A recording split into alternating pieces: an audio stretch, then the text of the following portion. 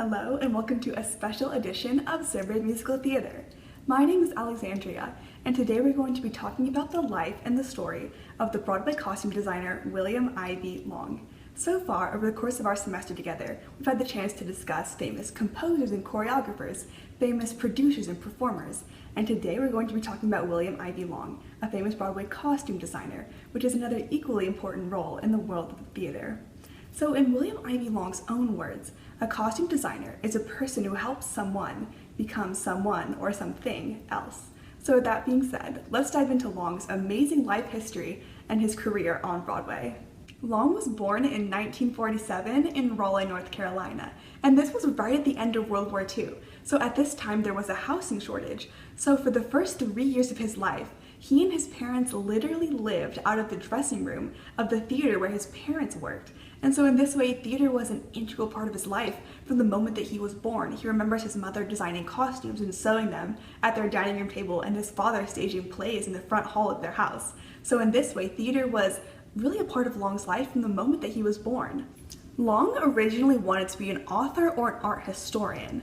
However, he soon realized that he did want theater to be a part of his future, just as it had been a part of his childhood, so he went to Yale to study set design. After graduating in 1975, he moved to New York and realized that he wanted to get into costume design for Broadway. He was able to secure an apprenticeship with a very influential fashion designer at this time, known as Charles James. And from that point on, he was really able to integrate himself into New York and get his start in the Broadway costume design scene. One of Long's most famous early shows that he worked on was the musical Nine, which premiered in 1982. And so Long designed the costumes for this show, and for one of the show's leads, Anita Morris, he designed a very sheer, non-stretch, somewhat scandalous bodysuit, and he claims that this costume was the one that really kickstarted his career. So from that point on, his name was known in Broadway. Throughout his very extensive career, Long has designed costumes for over 60 shows. Many of these we're very familiar with from our lectures from class. This includes Hairspray, Dreamgirls, the latest production of Chicago, The Producers, Grey Gardens, and also Rodgers and Hammerstein's Cinderella, and the latest production of Grease Live. So that's very fun that we know some of those. He's also been nominated for 14 Tony Awards and won 6 for Best Costume Design. And although he's 73, he is showing no signs of slowing down. He is still continuing to be one of Broadway's most in-demand costume designers and continues to carry an immense passion for his work. William Ivey Long's unique and fascinating design process is what has helped him become one of the most successful costume designers on Broadway. And through my research, I've been able to identify 3 pillars of his design process. The first is that he uses a combination of research and imagination to create his designs. The second is that he's introduced the idea of invisible costuming to Broadway, which I'll explain a bit more in a minute.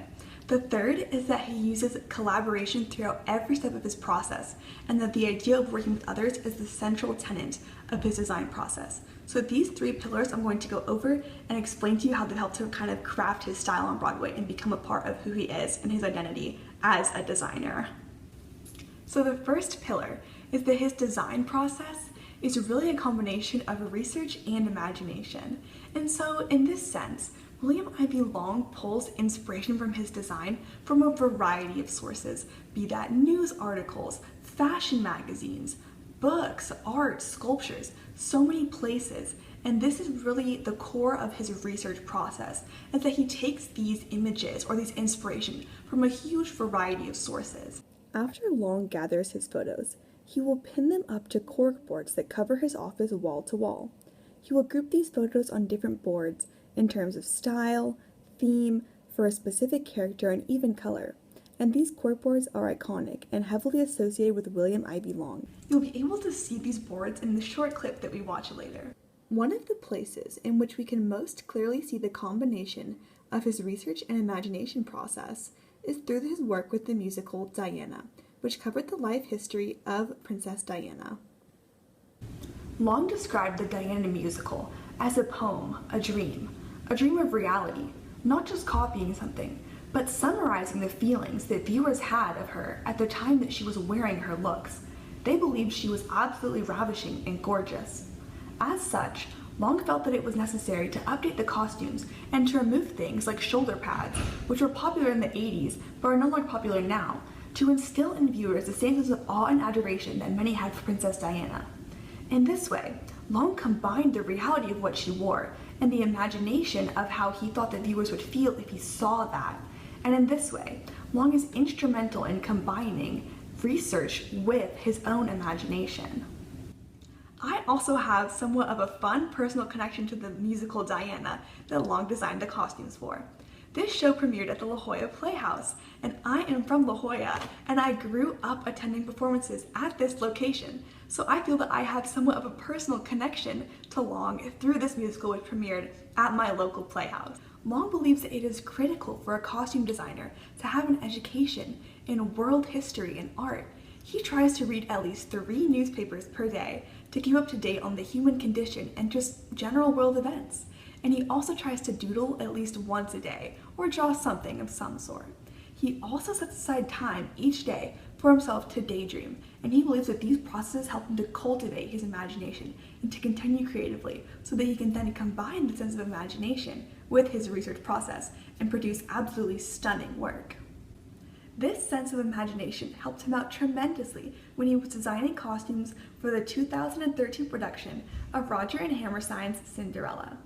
So in this sense, he realized he had to create a world that was full of fantasy, but that was also a reality, a world in which enchanting things like magic and fairy godmothers could live without question. He placed the story in a forest, and from there was able to use forest-like imagery, from twisted tree roots to creatures like butterflies and moths, to even earth tones, to inspire the rest of his costumes for the show. Now, let's learn a little bit more about Long's design process for Cinderella and what some of those fabulous costumes looked like.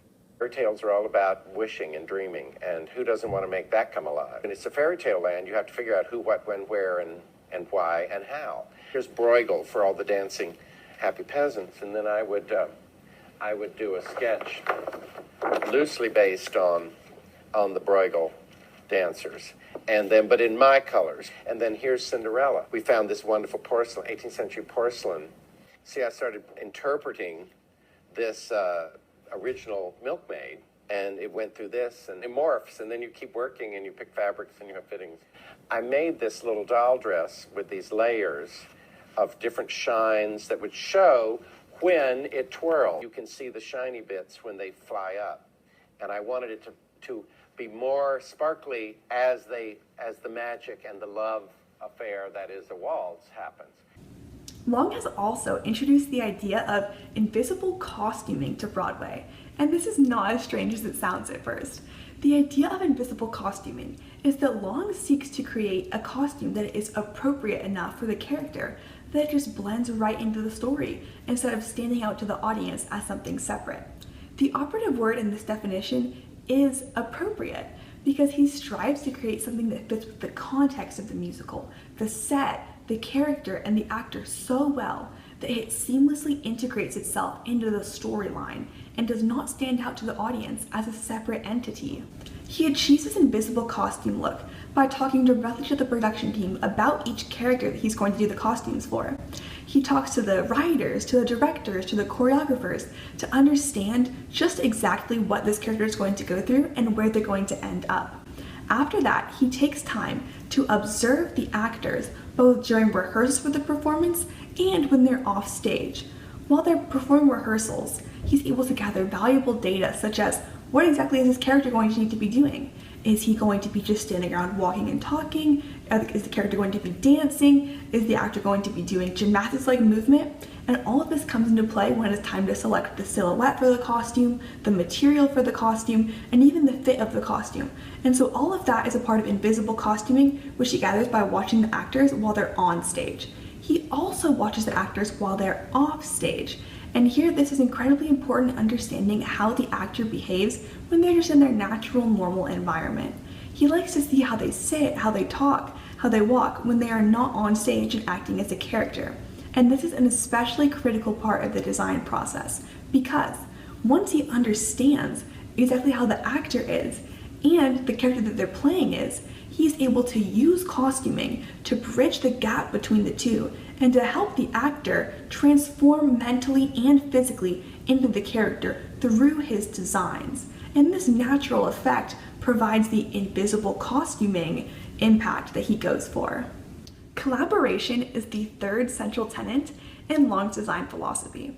So Long is constantly in communication with directors, producers, set designers, and all sorts of members of the production team.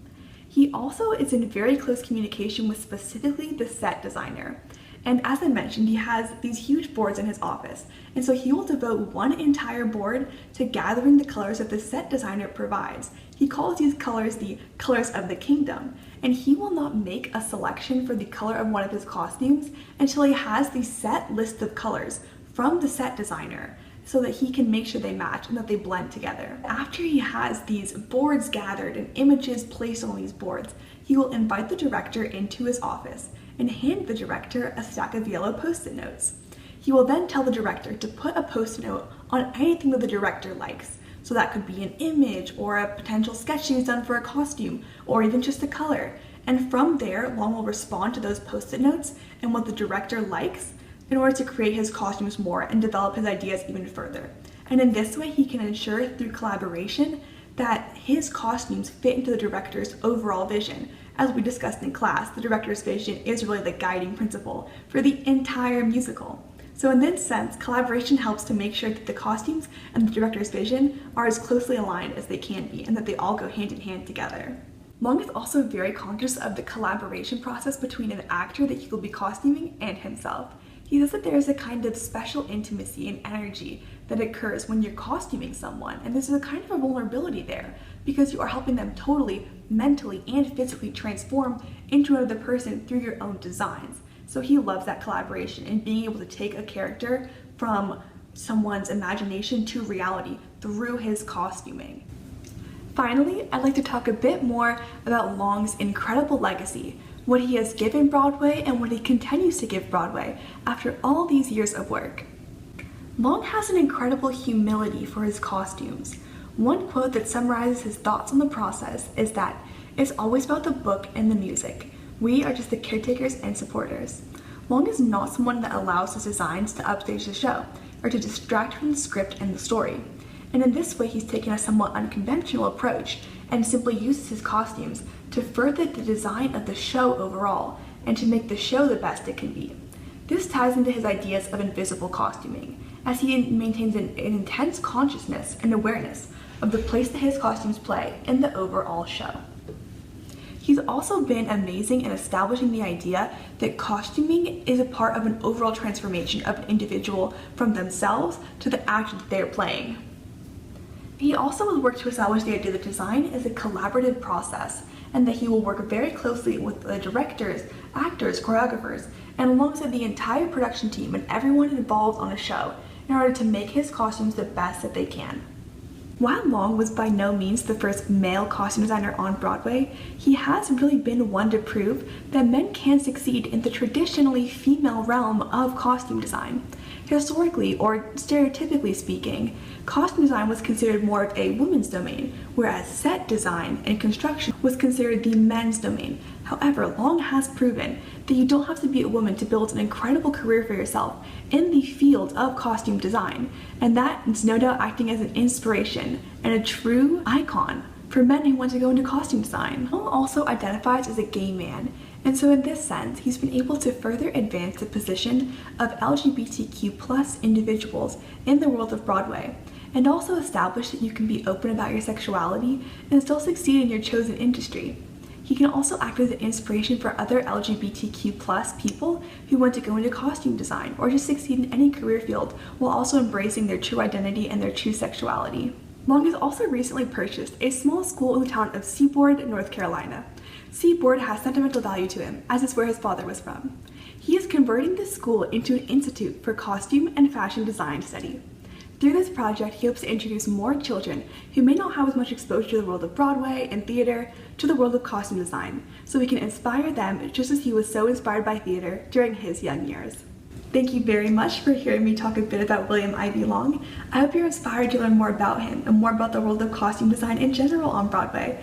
Thank you so much again for listening, and I'll see you soon.